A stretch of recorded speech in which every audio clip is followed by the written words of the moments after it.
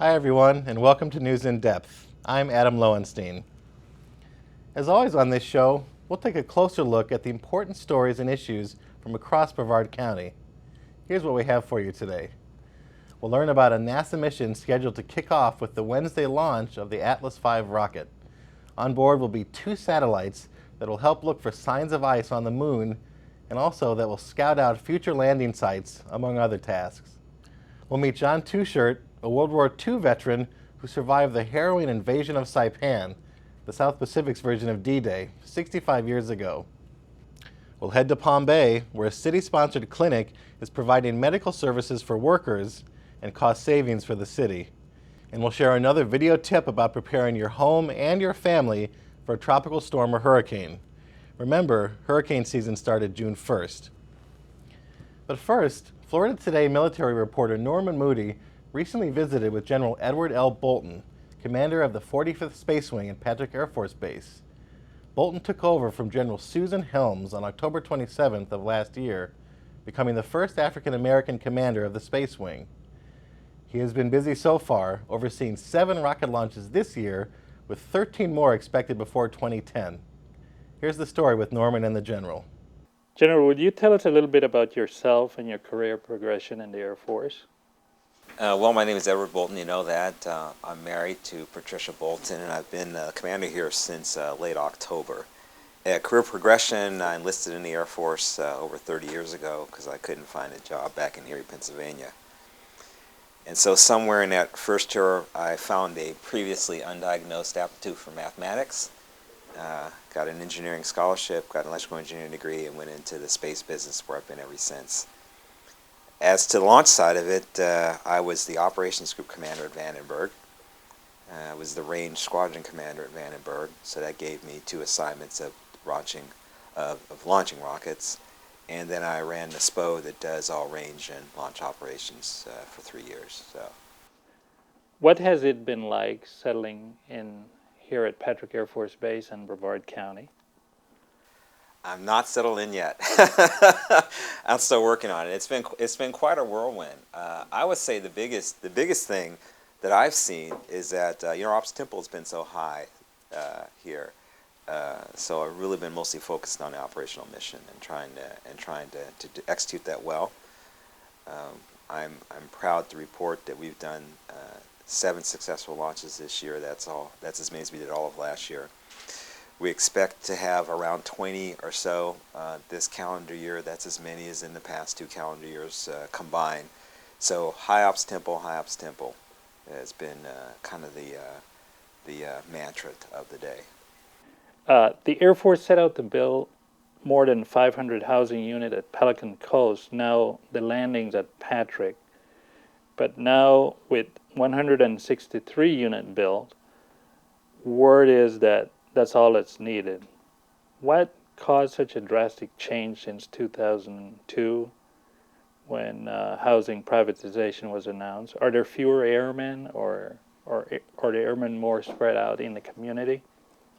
Well, let's back up. Of course, this predates me, but the original plan was to have significantly more new houses, and so we built 163, but we still have a lot of the old houses that we had. So the total number of houses we have now is still over 600.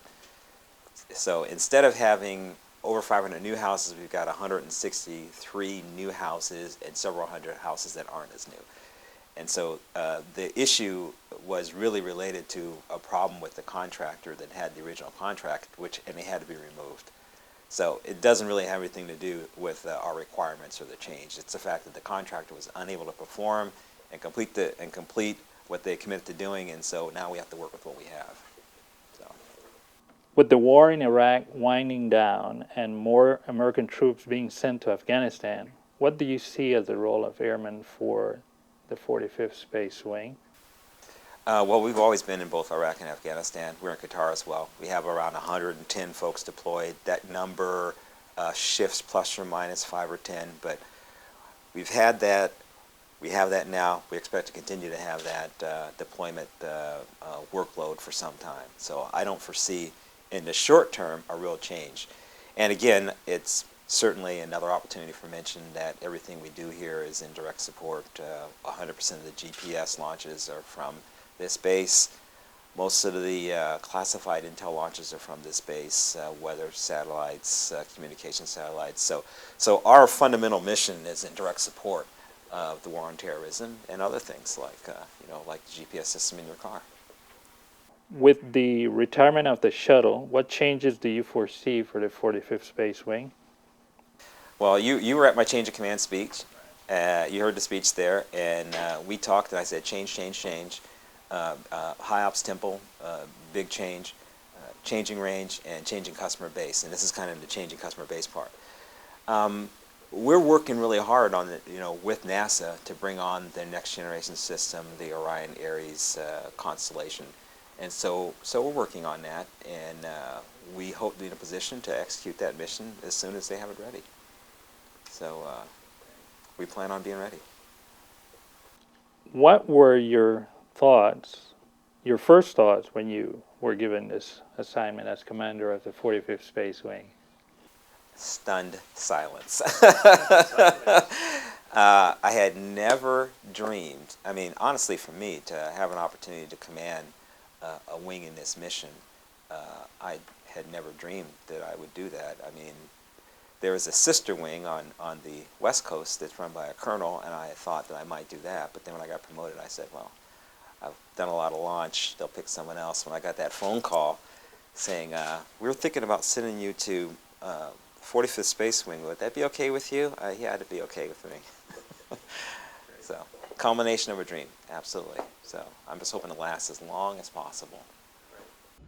The next launch from the General's Cape Canaveral Air Force Station comes Wednesday, when an unmanned Atlas V rocket heads to space for a NASA project centered on the moon. The rocket will carry 2 satellites.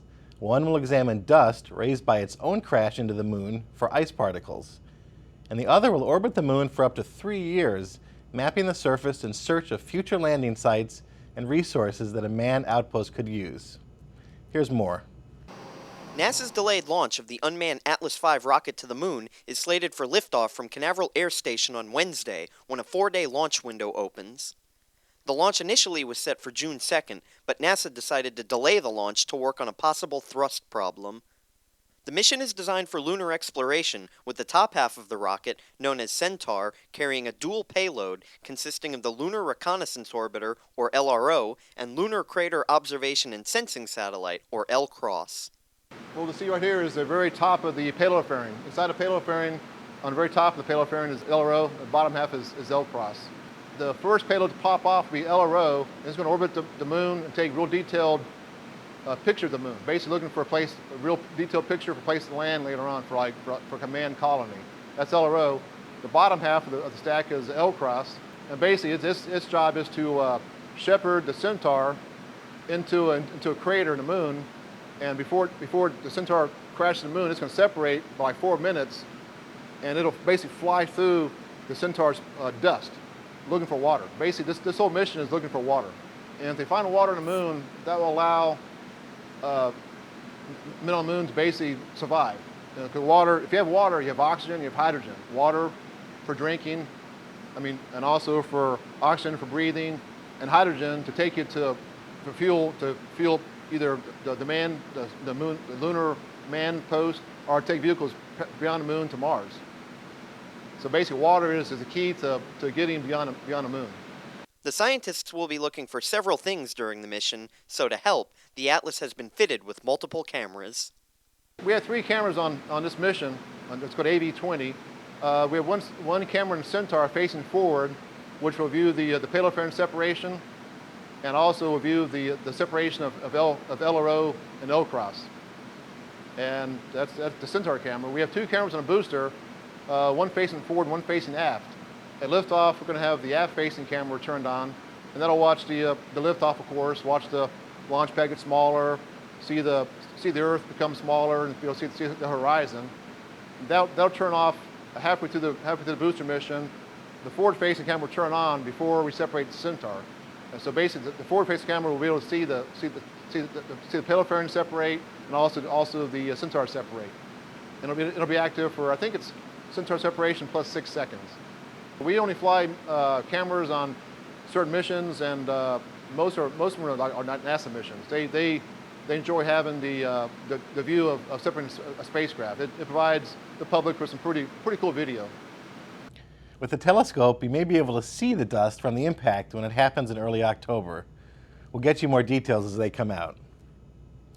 Now, onto a bombardment of another kind. Just 9 days after Allied forces defeated German troops at the Battle of Normandy, known as D-Day, forces also began what would eventually be a huge victory over the Japanese in the South Pacific during the invasion of Saipan. The battle raged on for nearly a month, but in the end, Allied forces secured the strategic island, defeating General Yoshitsugu Saito and his Japanese soldiers. It put the Allied forces within B-29 bomber range of Japan and allowed the Enola Gay to take off from neighboring Tinian Island before dropping the first atomic bomb. John Teuchert was one of roughly 70,000 troops in that battle that on Monday marked its 65th anniversary. Here's his story. They keep this in their helmet. John Teuchert couldn't have had a more memorable 20th birthday. On June 15, 1944, Teuchert and tens and thousands of U.S. troops invaded Saipan, a strategic island located about 1,500 miles southeast of Japan. The battle has been called the D-Day of the Pacific Theater. Now, as Teuchert surpasses his 85th birthday and the 65th anniversary of the beginning of the 26-day battle eventually won by Allied forces, he looks back to the start of that harrowing mission. When we left Maui, Hawaii, it took over 20-some days to get to Saipan. And we went on a troop transport. June the 15th, my birthday, I went down the net. I had to go down the net into LCVPs, landing craft vehicle personnel. That's where the ramp goes down, and you come ashore. I was a squad leader of a machine gun section. Admiral Spruance was the admiral of this conflict that we're up against. And they bombarded that place, and it looked like it was all on fire. You know, they riddled the heck out of it. And you had flamethrowers, you had machine guns, you had mortars, all the backups you needed, you know, as far as, and then later on the tanks come in and the big guns come in. Teuchert was also a part of the victory at the Marshall Islands before Saipan, but his service was nowhere near being done. After we finished Saipan after 26 days, we went aboard a ship. It was a merchant marine ship. And then we were ready for Tinian, which is next door. And then we come back to Maui again to train for Iwo. And of course, after that was Okinawa, which is the last stronghold. Teuchert never made it to Okinawa, however. After a victory on Tinian Island, his next stop was Iwo Jima. A rocket blast put an end to Teuchert's tour through the South Pacific Theater. It broke my arm. My arm was behind me. I thought it was gone when I reached for it, it was gone, but it was blown back. And the bones were sticking out, and then I got hit in the leg, too. I got 20 pieces of steel still in my leg. And I got a piece of steel in my jaw. Had to put all new teeth in. I mean, that was pretty close. A little closer, I wouldn't be here talking to you. As important as the victory at Saipan was, it still doesn't garner the notoriety of the Normandy invasion, but Teuchert will tell you that both battles held equal significance. They're all important. They were all vital to winning the war. You had the European theater and you had the Pacific theater. And you had to go through Germany and France and so forth, and it was on a larger scale. But in the Pacific, you had there's 6 divisions of the Marine Corps, and there's 20,000 men in each division. So you can't compare, you know, the amount of men. But there are islands that had to be taken. It was like going through Europe, which is a big scale. But they're all vital to get to Japan. At the Pearl Harbor, there's Guadalcanal, Tarawa, Peleliu. All these islands had to be taken. They're stepping stones to get to Tokyo itself. Our thanks to Teuchert and those who bravely served alongside him. Closer to home, it was about a year ago when Palm Bay opened a clinic to provide medical services for those covered under the city's health insurance plan. Patients incur no out-of-pocket costs at the facility, and city leaders say the program has helped save nearly $500,000. Stick out your tongue and say, ah, as we head to the clinic. Well, this is a concept that was brought to the city a couple of years ago to consider.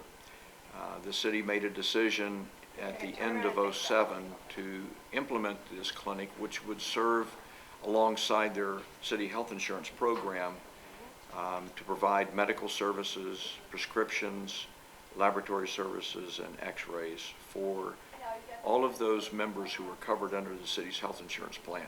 Okay, take a nice deep breath in for me. Hold your breath. They could receive services that are primarily of a family practice care or primary environment, which would be urgent care, acute care, or chronic issues. And they could come here and receive those services. If the prescriptions that were stocked in our dispensary were available, they could walk out with the prescription, could have their lab work done and x-rays if needed, and medical services at no out-of-pocket cost to them here at the facility. They had nothing like this here before, and we would normally go down to the medical clinic in Melbourne for our annual physicals and things, and for wellness care. And it's much more convenient to have something local and, you know, with the doctors here on staff. Any information that is gained through the clinic here is kept confidential. No information in terms of personal health information regarding who's being treated, what they're being treated for, is shared with the city. That is held confidential with Crown and Care here. The only information that we get is utilization in terms of the number of employees that are utilizing it, their dependents, and their spouses. And the city has saved, at the end of the first full year of information available, the city has saved a net of over $500,000, including the cost of the health center, for the health center to be operated, to be run, for the staff to be paid, for the medications to be dispensed, and all services provided. There was a cost less to operate in that environment than it would have had those services been run through their group health insurance program. In-house clinics like Palm Bay's are a growing trend among large employers. Parish Medical Center opened a clinic Tuesday to treat its employees, and Brevard Public Schools is exploring a clinic as an option for its 9,000 workers. And finally today, we've already seen plenty of active weather this month, but the hurricane season is just getting started on its 6-month run. So we want to share another helpful hurricane how-to video. This week, it's advice about how to prepare your home once emergency officials put their hurricane watch plans into action. Emergency officials put their hurricane plans into action once a hurricane watch is issued. You too should begin to put your plan into action. Here are some tips on how to prepare the inside of your home as the storm nears. Check your medical supplies and first aid kit. Go to the store or pharmacy to stock up on supplies and to replenish missing items. Clean your tub thoroughly with soap, then swab with bleach, rinse thoroughly, and let dry. Seal the drain with silicone caulking that you can easily remove later, then fill the tub with water. Turn your refrigerator and freezer to the coldest settings. Freeze plastic gallon-sized freezer bags or 2-liter soda bottles filled with water. Take stock of your tools and put them in one place for later use. And top off your staples and canned food supply.